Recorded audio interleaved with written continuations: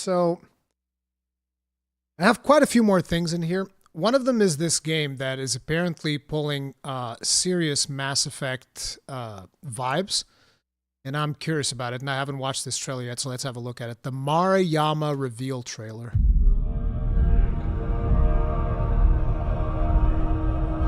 It almost looks like a Star Destroyer. Do you know what fear is? The Maruyama. Is that Matthew McConaughey? They thrive on it. These monstrous celestials haunt the darkest corners of the cluster, hunting for isolated targets. And unfortunately for their victims, the Maruyama are interested in more than just stealing cargo. They want minds, memories, emotions. The more twisted and tortured, the better. Captured prey will be subjected to intense psychological torment before being neurologically drained. Those rare few who the Maruyama allowed to survive and escape often never return to space, for they know too well the terror that lurks out there, in the dark, between the stars. I am CZ Orlev. Yesterday, today, and tomorrow. Become the Traveler. Huh. So they have a Q&A video. I'm curious about this. Let's see what they have to say.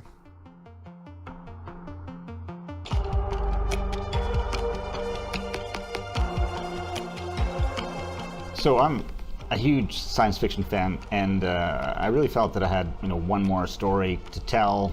It came from actually a long time ago, back in 7th grade, I think. I was reading about Einstein and, theory of relativity and time dilation, and it just blew my mind. I had a teacher who assigned us a short... they're talking about, they're going to be using time dilation, so they got Matthew McConaughey because of Interstellar?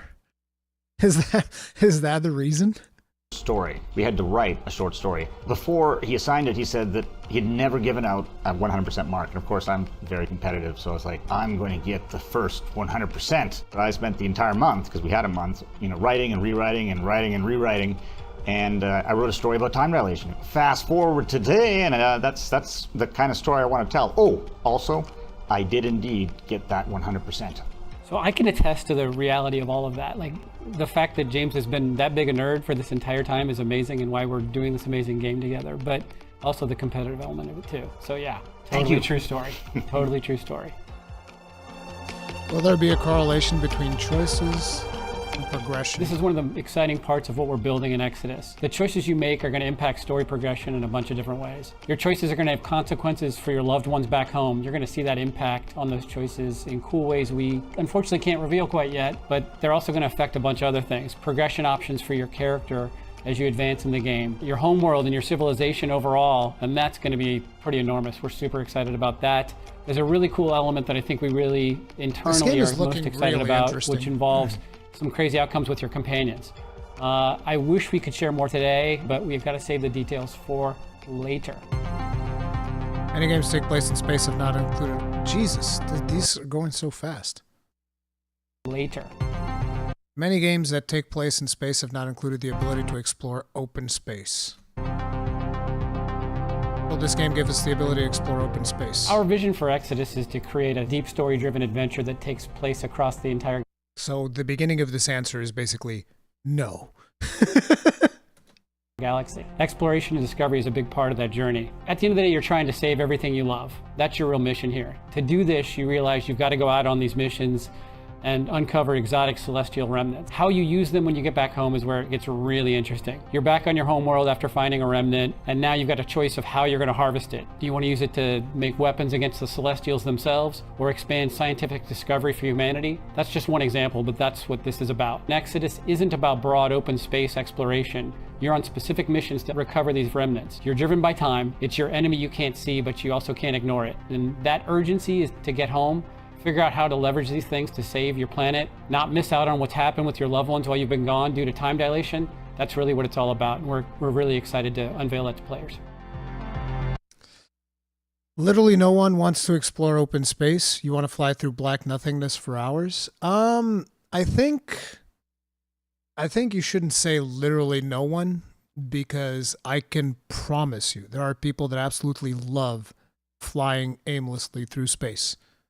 I've seen it multiple times. I've done it myself. There is an appeal to just flying through space and seeing the different constellations, and then every now and then landing on a planet, seeing what that planet is about.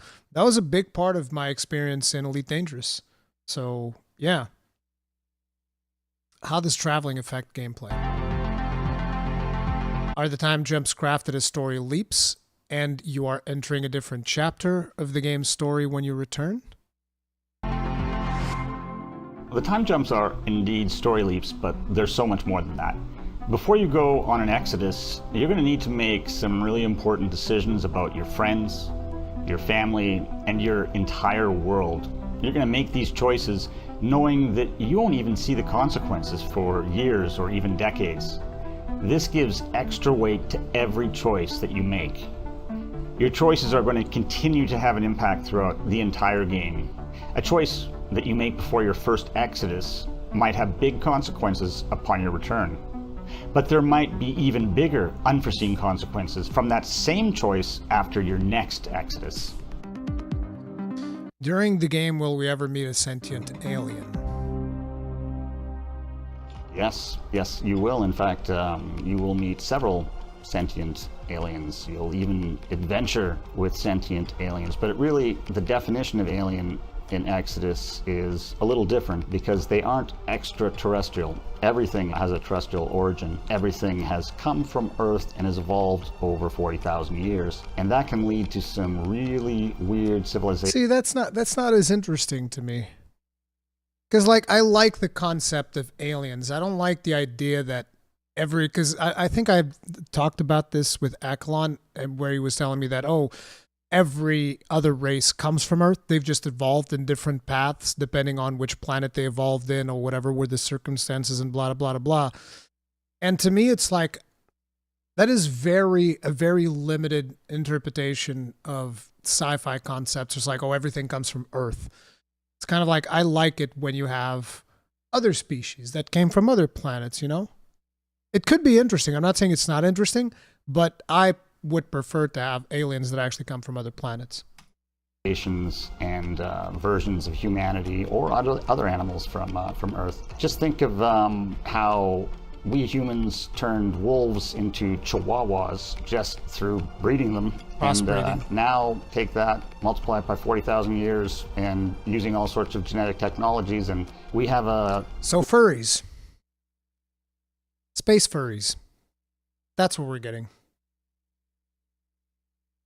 All right. Lineup of aliens that's going to be weirder than most science fiction games or science fiction worlds that you've seen. Can you break down silicates more? What the hell? Dude, these questions go so fast. Can you break down silicates more in terms of gameplay? Would you be playing as a silicate, like a different class, once your character is infected? I don't even know what a silicate is.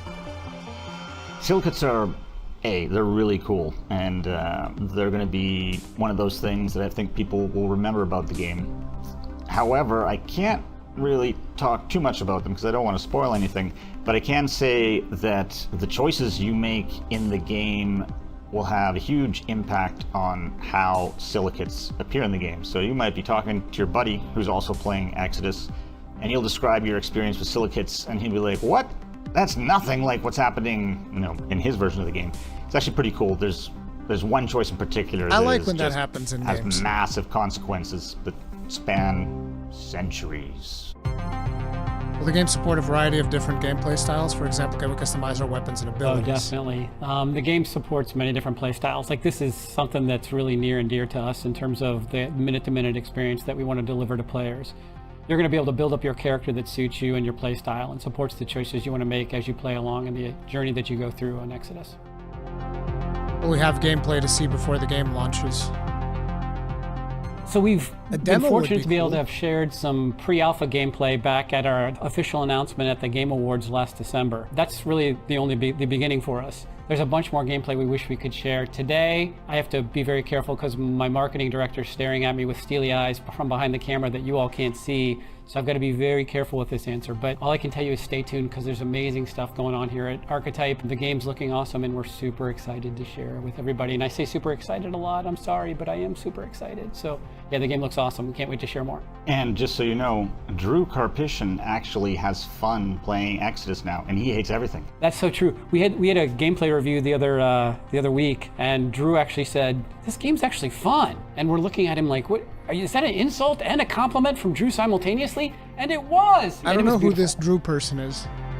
So in the gameplay features the idea of your choices. Jesus. And it was beautiful. Sign the gameplay features the idea of our choices changing the future. Are there many different endings for each player? Well, the game's ending is one of probably the defining features of Exodus in that, the choices you make are going to essentially have impacts from the beginning to the end of the game. The way that he is answering this question, I already have this idea in my mind, and this is a preconceived notion that we instantly get whenever we're talking about games with multiple endings, stuff like that. I predict the traditional slides ending, which is like, here's how it happened with this decision that you did. And then fade in, fade out, and here's how it happened with this other decision that you did. And then there's just like a series of those. That happens a lot with games that go for an abundant level of choice. It's not even a bad thing. But it is something that we've seen before. I would like to see them do something different. Whether that is going to be the case or not, we shall see. And at the end of the game, you're going to do, well, I don't want to give away too much, but let's just say there's some time jumps where you get to really see the consequences of the choices you've made over the course of decades, centuries, that kind of thing. And when you talk to your friend who might have also finished the game, you're going to find that his or her experience at the end of the game was completely different. It's a very unique experience, and I can't wait to be able to tell you more. Message from our founders. Hey, Exodus fans. We're so excited you've been following along with our journey. We just wanted to let you know from everyone at Archetype, it's your enthusiasm that's the fuel that helps us make this amazing game, and we're really looking forward to being able to share more with you over the coming months. Keep your eyes peeled. There's going to be some cool things coming out really soon. We have a lot. What was that? This is like one of the most awkward things I've ever seen. Come on, look at that. Helps us make this amazing game, and we're really looking forward to being able to share more with you. I'm sorry, dude.